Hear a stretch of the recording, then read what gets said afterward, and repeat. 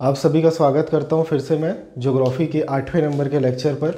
ठीक है, और एक चीज़ मैं कहना चाहूँगा, हमने लास्ट क्लास तक जितना पढ़ा था, जो हमारी लास्ट क्लास हुई थी, उस वीडियो के साथ आपको कम क्वेश्चंस का एक छोटा सा टेस्ट मैंने साथ में उसको एक PDF अटैच कर रहा हूँ उसके साथ।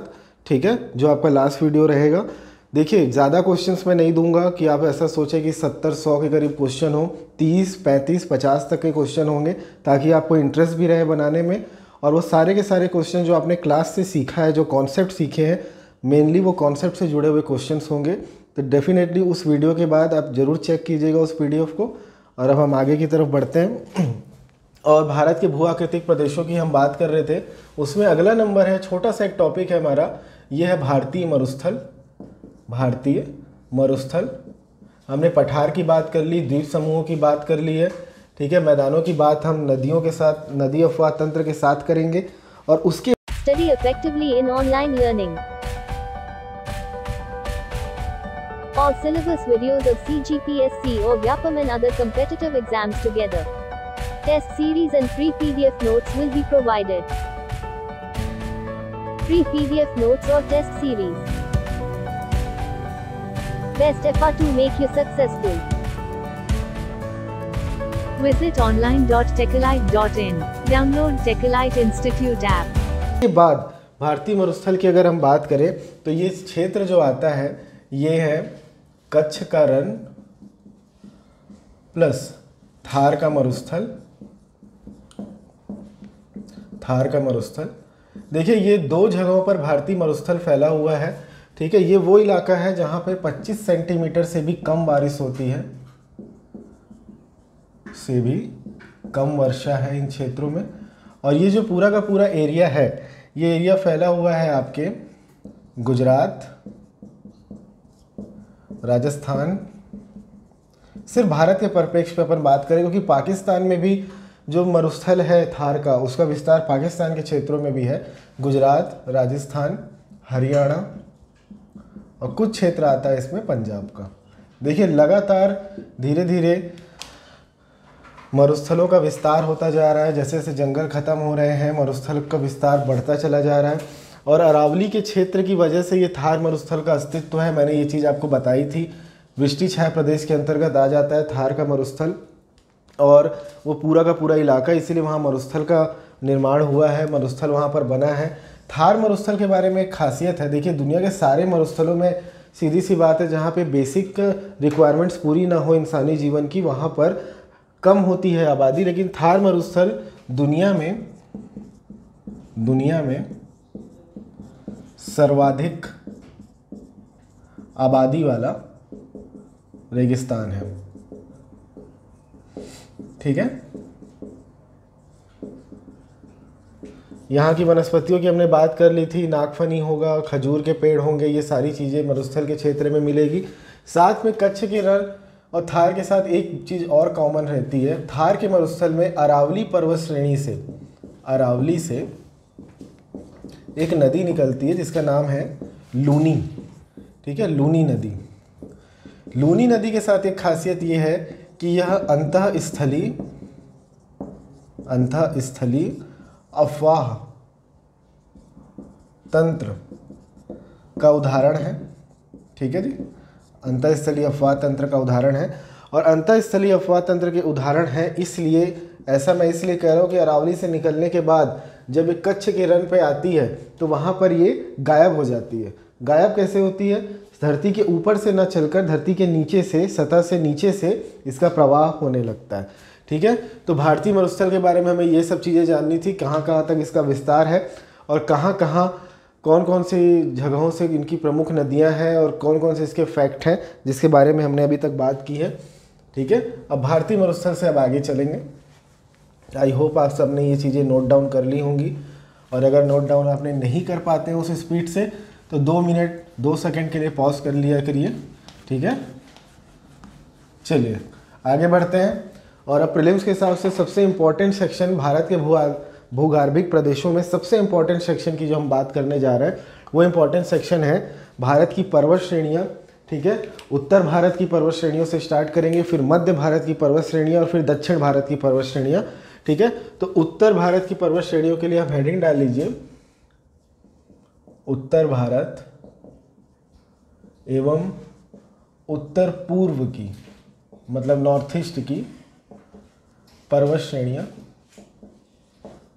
और ये सारा का सारा जो हम बात कर रहे हैं यहाँ पर, ये सारी की सारी बात हिमालय के लिए हो रही है। हिमालय 2 रीजन पर बटा हुआ है इस जगह पर आने के बाद, और ये 2 हैं। एक है पश्चिमी हिमालय जिसकी हमने कल बात की थी, पश्चिमी हिमालय, और एक दूसरा है पूर्वी हिमालय। ठीक है, इन चीज़ों का आप समझते चलिएगा। कुछ इसमें कॉन्सेप्ट आपका क्लियर कर दूं मैं पश्चिमी हिमालय और पूर्वी हिमालय के बारे में। सबसे ऊंची चोटियां जहां आपको मिलेंगी वो पूर्वी हिमालय का क्षेत्र होगा, और पूर्वी हिमालय के क्षेत्र में सबसे ऊंची चोटियां, सबसे औसत ऊंचाई यहाँ की ज़्यादा है। औसत ऊंचाई प्लस ऊंची चोटियाँ यहाँ पर हैं। ठीक है, ऐसा क्यों है इन जगहों पर? मैंने आपको बताया था कि किस तरह से पेंजिया टूटा और किस तरह से यूरेशियन प्लेट से भारतीय प्लेट की टक्कर हुई। तो आप ये मत सोचिएगा कि ये जो टक्कर है वो सीधा इस तरह से पैरेलल हुई है। ठीक है, ये टक्कर कुछ इस तरीके से हुई है। ठीक है, कुछ इस तरीके से। तो इस वजह से हुआ क्या है, जो दबाव बल है, दबाव बल जो है, दबाव बल किससे किसके बीच है? भारतीय एंड यूरेशियन प्लेट के बीच, यूरेशियन प्लेट के मध्य यह पूर्व की तरफ अधिक है।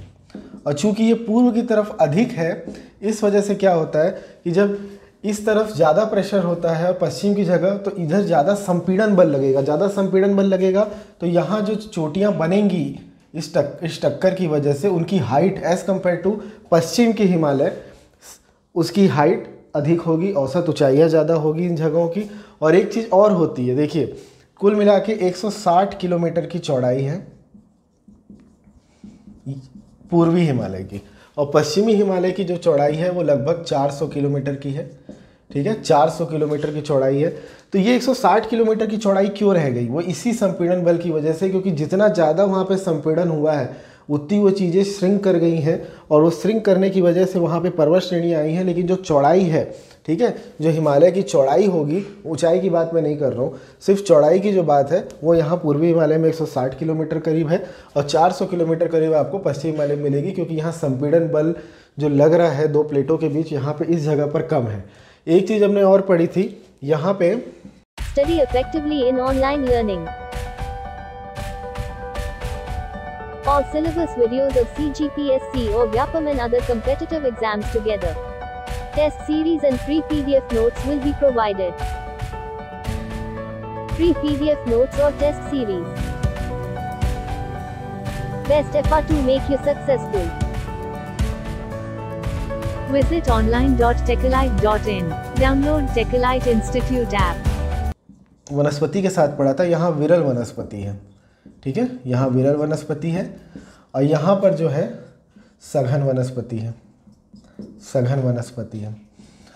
ठीक है, इसकी भी हमने बात की थी। समुद्र से जैसे जैसे दूरी बढ़ती जाती है, पानी का जो असर है, पानी का जो यूज़ है, या मानसूनी जो हवाएं जो हैं, उनका प्रसार कम होता जाता है। इसीलिए पश्चिमी हिमालय में बारिश कम होती है, तो हाइट पर ज़्यादा जाते जाते तक हमें विरल वनस्पति मिलती, मतलब वनस्पति का अभाव होने लगता है। लेकिन पूर्वी हिमालय के साथ ऐसी चीज़ नहीं है। अच्छा, ये टोटल जो हिमालय है, ये टोटल हिमालय आपका हिंदू कुश पर्वत श्रेणी से लेकर, हिंदू कुश पर्वत श्रेणी, ठीक है, यहीं पर खैबर दर्रा है, जहाँ से होकर सिकंदर भी आया था, अब्दाली भी आया था, गजनी भी आया था। ये सारे हिंदू कुश पर्वत श्रेणी से लगाकर अपना अरुणाचल प्रदेश के ऊपर चाइना बॉर्डर के साथ एक पहाड़ी है जिसका नाम है नामचा बरवा, नामचा बरवा। ठीक है, यहाँ तक ये फैला हुआ है। ठीक है, पूर्व से लेकर, ये पूर्व है से लेकर पश्चिम तक, ये टोटल जो इसकी लेंथ है ये 2500 किलोमीटर की है, पूरे के पूरे हिमालय की। ठीक है, पूरे हिमालय की लंबाई 2500 किलोमीटर की आएगी आपकी। नामचा बरवा वही जगह है, वही पर्वत श्रेणी है कि जब चाइना से, जो तिब्बत से जब नदी निकल कर आती है ब्रह्मपुत्र, तो नामचा बरवा के पास ये यू टर्न ले लेती है, पूरा 90 डिग्री घूमती है, नहीं तो ये सीधा बह जाती चीन की तरफ।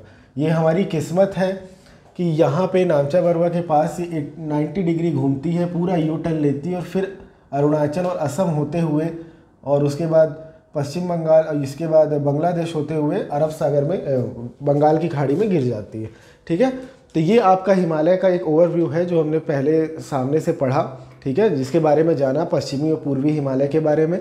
ठीक है, अब इससे आगे बढ़ते हैं। अब हिमालय के विभाजनों की बात करेंगे। हिमालय के 2 तरह के विभाजन किए गए हैं हिमालय को समझने के लिए, और उन दोनों विभाजनों की बात करेंगे किस तरह के वो विभाजन है। तो पहला विभाजन की जो आप बात हमको करनी है वो है प्रादेशिक। प्रादेशिक रूप से बांटा गया है हिमालय को समझने के लिए, क्योंकि अलग अलग स्ट्रक्चर मिलते हैं हिमालय के, अलग अलग उनमें व्यवस्थाएं मिलती हैं, अलग अलग आपको भौतिक घटक देखने को मिलेंगे। तो पहला जो हम लोग को बात करनी है ये है प्रादेशिक विभाजन। ठीक है, प्रादेशिक विभाजन। और प्रादेशिक विभाजन करने से पहले सबसे पहले आप एक मॉडल बना के रखिए उत्तर भारत का हम एक मॉडल बना लेंगे। ठीक है, ये कश्मीर, फिर कश्मीर के बाद ये नेपाल का हिस्सा, ये सिक्किम, और ये पूरा का पूरा आपका हिस्सा नॉर्थ ईस्ट का आ जाएगा। ये इस तरह से आप मान के चलिए, ये हम साइड में इसको व्यू करते रहेंगे। तो प्रादेशिक विभाजन में सबसे पहले हमको बात करनी है पंजाब हिमालय की। ठीक है, पंजाब हिमालय। ठीक है, पंजाब हिमालय किस क्षेत्र को कहा गया है?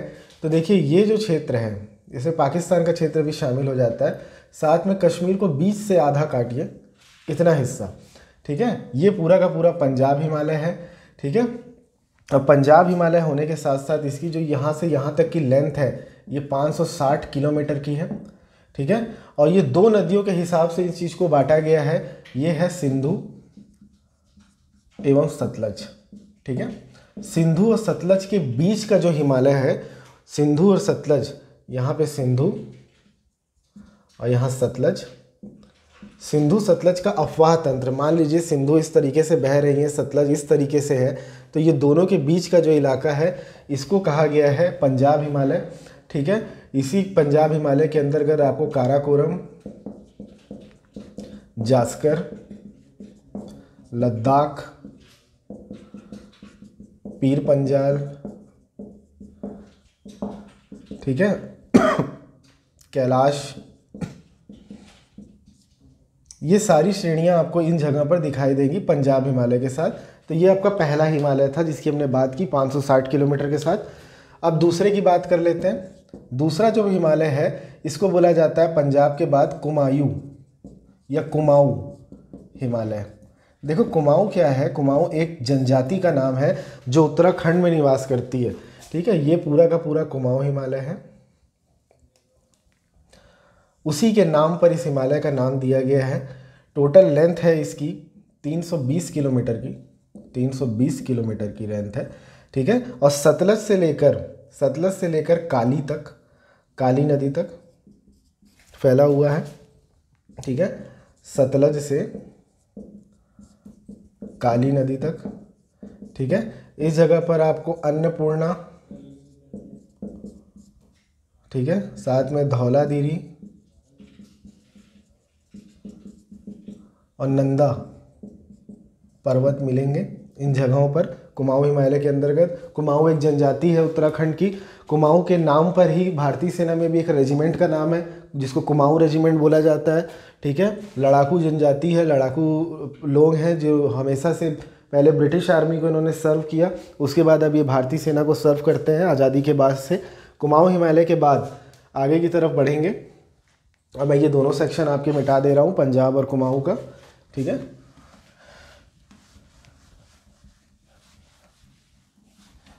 कुमाऊं हिमालय के बाद अगला नंबर आता है आपका जो थर्ड नंबर है, ये है नेपाल हिमालय। ठीक है, नेपाल हिमालय, और ये सबसे ज़्यादा लेंथ में है नेपाल हिमालय। अगर इसको आप स्ट्रक्चर में करें तो ये पूरा का पूरा नेपाल इसके साथ पार होता है। ठीक है, और इसकी जो लेंथ है ये है 800 किलोमीटर की। ठीक है, काली से लेकर तीस्ता नदी तक। ठीक है जी, काली से लेकर, काली ये नदी, काली नदी से लेकर तीस्ता नदी तक इसका विस्तार है। और सबसे लंबा प्रादेशिक हिमालय है।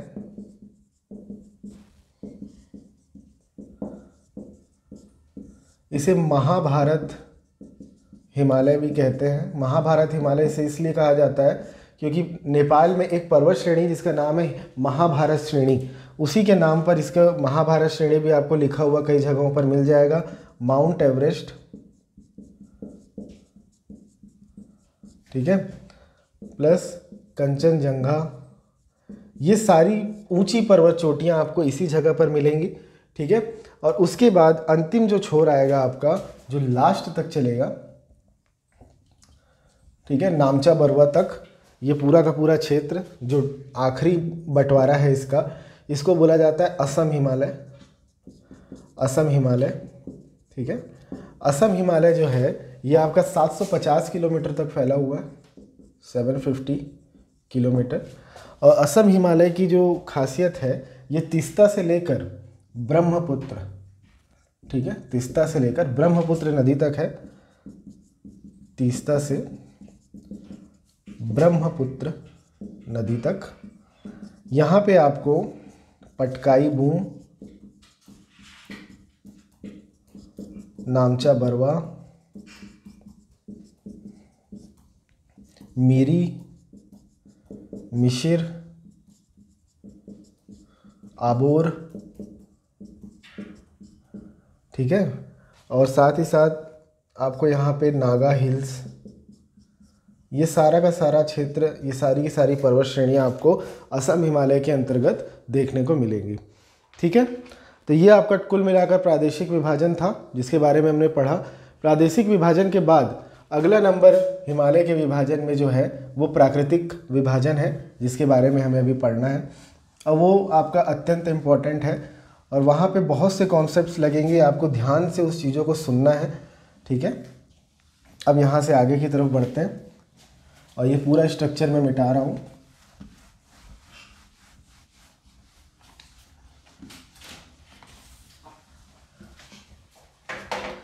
अब आते हैं दूसरे नंबर पर। इसका जो दूसरा विभाजन था जिसके बारे में हमने पहले बात की थी वो था प्रादेशिक विभाजन। माफ़ कीजिए, प्रादेशिक की अपनी चीज़ें हो चुकी हैं, ये है प्राकृतिक विभाजन या भौगोलिक विभाजन भी इसे कह सकते हैं। भौगोलिक विभाजन। फिर से एक बार पुनः उत्तर भारत का एक मैप बना के रखेंगे हम।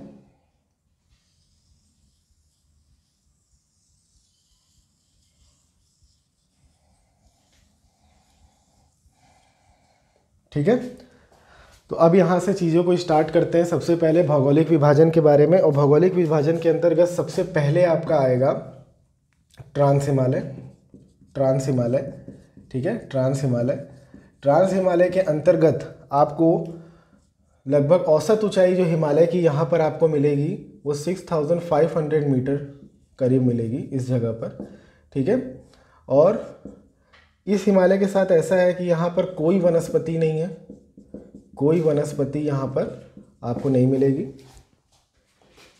ट्रांस हिमालय के साथ। और ट्रांस हिमालय को मुख्यतः 4 श्रेणियों में बांटा गया है, लेकिन आपको कई बुक्स में मिलेगी सिर्फ 3। वो 3 आपकी कौन सी हैं?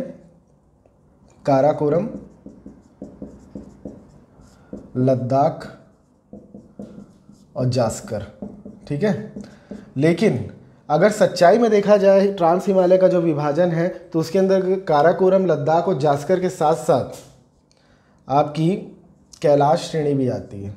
कैलाश श्रेणी, देखिए कैलाश श्रेणी एक वक्त पर भारत का हिस्सा थी, ठीक है। वहाँ पे जो माउंट कैलाश है, जहाँ पे हम यात्रा होती है, मानसरोवर की जो यात्रा शिव भक्त करते हैं, वो अब हिस्सा आ चुका है चीन के अंतर्गत, चीन के पास आ चुका है। ये हिस्सा अब हमारे पास नहीं है, इसीलिए हम भौगोलिक रूप से जो हमारे पास है उन्हीं की बात करते हैं। इसीलिए काराकोरम, लद्दाख और जास्कर की हम बात करते हैं, लेकिन कैलाश श्रेणी भी हम साथ में बात करते हुए चलेंगे, ठीक है। तो काराकोरम ये जो क्षेत्र है पूरा का पूरा काराकोरम, उसके बाद लद्दाख, जास्कर, ठीक है, और लद्दाख जास्कर के बीच में ये कैलाश पर्वत श्रेणी है।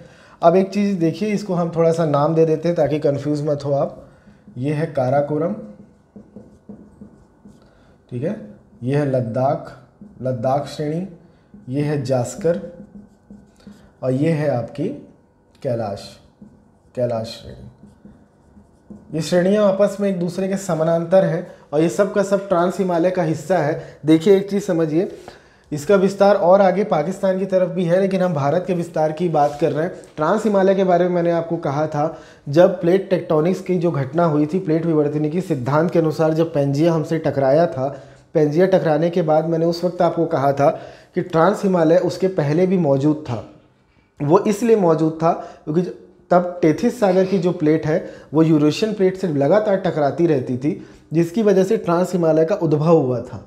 और ये जो 5 नदियाँ यहाँ की हैं, वो 5 नदियाँ हिमालय की उत्पत्ति से पहले से बहती आ रही हैं, ठीक है। बाकी गंगा जमुना जैसी नदियाँ हैं, ये नदियाँ हिमालय बनने के बाद आईं, लेकिन हिमालय के पहले ट्रांस हिमालय उपस्थित था, ये श्रेणियाँ उपस्थित थीं, ठीक है। जब भारत की प्रायद्वीप आपके आकर इस जगह पर टकराया है और उसने टेथिस सागर की प्लेट को और टेथिस सागर को ढक दिया, और इसके बाद ट्रांस हिमालय के बाद के जितने भी प्लेट्स हैं, जितने भी हिमालय हैं, जिसके आगे हम बृहत पढ़ेंगे, फिर लघु पढ़ेंगे और फिर शिवालिक, वो सारे के सारे हिमालय ट्रांस हिमालय के बाद के हैं। ट्रांस हिमालय पहले की संरचना है, ठीक है, इसीलिए इसको हिमालयी संरचना में गिना भी नहीं जाता है, ठीक है। कई बार वैसे आपको क्वेश्चन आ सकता है कि निम्न में से कौन सा नवीन हिमालय का भाग नहीं है, तो नवीन हिमालय का भाग ट्रांस हिमालय नहीं है। तो काराकोरम, लद्दाख, जास्कर और कैलाश श्रेणी की बात करते हैं। तो देखिए, सबसे पहले अगर मैं Study effectively in online learning. All syllabus videos of CGPSC or Vyapam and other competitive exams together. Test series and free PDF notes will be provided. Free PDF notes or test series. Best effort to make you successful. Visit online.techalite.in. Download Techalite Institute app. Upon map के हिसाब से ही पढ़ें तो काराकोरम के बारे में कुछ चीज़ देखिए। इस जगह पर यहाँ पर काराकोरम श्रेणी में ही आपको सियाचिन ग्लेशियर मिलेगा, सियाचिन ग्लेशियर, ठीक है। और इस जगह पर अक्साई चीन के पास, ये भी काराकोरम का ही हिस्सा है, इस जगह पर आपको मिलेगा इंदिरा कॉल। भारत का उत्तर का बिंदु कहा जाता है, लेकिन अब चाइना के कंट्रोल पर है ये, ठीक है। और काराकोरम के बारे में एक चीज़ और समझिए कि इसे उच्च एशिया की रीढ़ कहा जाता है, उच्च एशिया की रीढ़ काराकोरम को ही कहा जाता है, काराकोरम को, ठीक है। तो काराकोरम का बहुत सा हिस्सा हमारे पास नहीं है, लेकिन ये सियाचिन ग्लेशियर्स वाले जो हिस्से हैं वो इसी के साथ है। काराकोरम की एक खासियत और यहाँ पे लिखते चलिएगा, यहाँ पे एक पर्वत चोटी है K2, ठीक है, इसकी हाइट है 6811 मीटर और इस K2 को ही बोला जाता है गाडविन आस्टिन, ठीक है। गाडविन आस्टिन जो है ये भारत की सबसे ऊंची चोटी है। अब यहाँ पे कन्फ्यूजन फिर स्टार्ट होगा आपका। देखिए K2 जो है अभी भारत के कब्जे में नहीं है, ठीक है, ये पाकिस्तान के पास चली गई है। ये जो गिलगिट बाल्टिस्तान का इलाका है, इस जगह पर K2 गाडविन आस्टिन है, 6811 मीटर की ऊंचाई है।